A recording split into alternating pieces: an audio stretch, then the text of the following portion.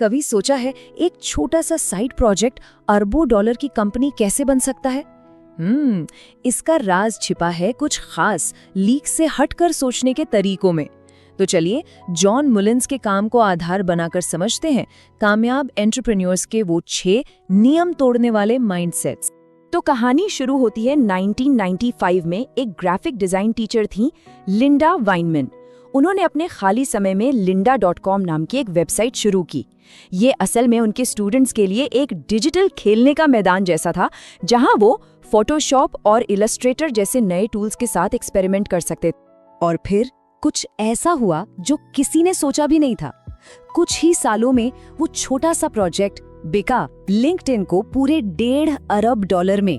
जी हाँ, $1.5 अरब। लिंडा की ये जो कामयाबी थी वो नॉर्मल सोच से एकदम हटकर थी, और यही कहानी एक परफेक्ट एग्जाम्पल है उन गैर पारंपरिक यानी काउंटर कन्वेंशनल माइंडसेट्स का जिन्हें हम आज समझने वाले हैं।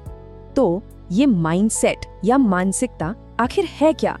देखिए, सीधे शब्दों में कहें तो ये हमारे सोचने का तरीका है, हमारी आदतें हैं जो ये तय करते हैं कि किसी मौके को देखकर हम क्या करेंगे।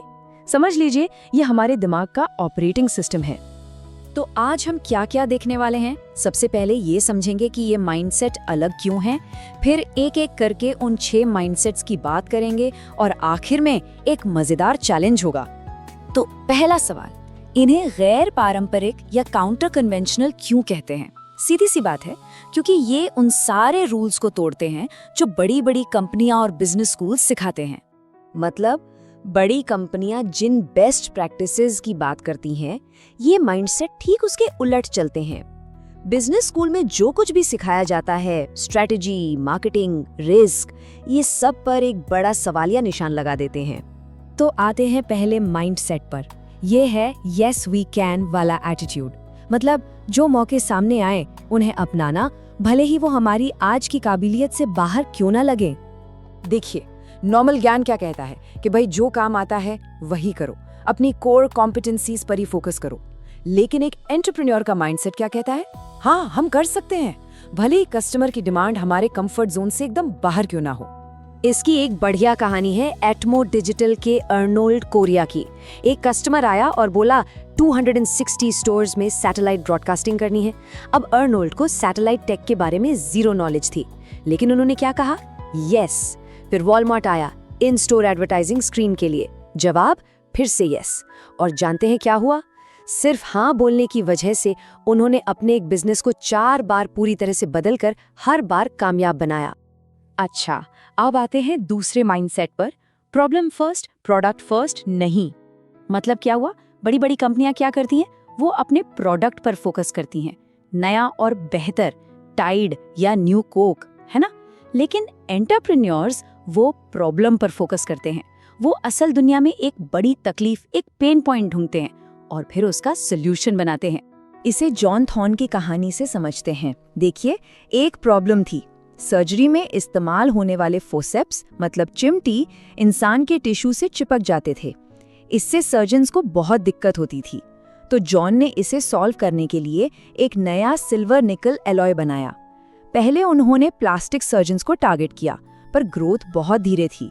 फिर उन्होंने सोचा, ये प्रॉब्लम सबसे ज्यादा किसे परेशान करती है? न्यूरोसर्जन्स को, जिनके लिए ये एक बहुत ही क्रिटिकल प्रॉब्लम है। जैसे ही उन्होंने अपना फोकस बदला, उनका बिजनेस चल पड़ा। क्यों? क्योंकि उन्होंने सबसे बड़ी प्रॉब्लम को पकड़ा। अब तीसरा mindset, think narrow not broad. मतलब बड़ा सोचने की जगह छोटा और स्पेसिफिक सोचो। देखिए, बड़ी कंपनियों को तो बड़े मार्केट चाहिए होते हैं, उन्हें नीडल मूव करनी होती है ना? लेकिन एक एंटरप्रेन्योर की स्ट्रैटेजी क्या होती है?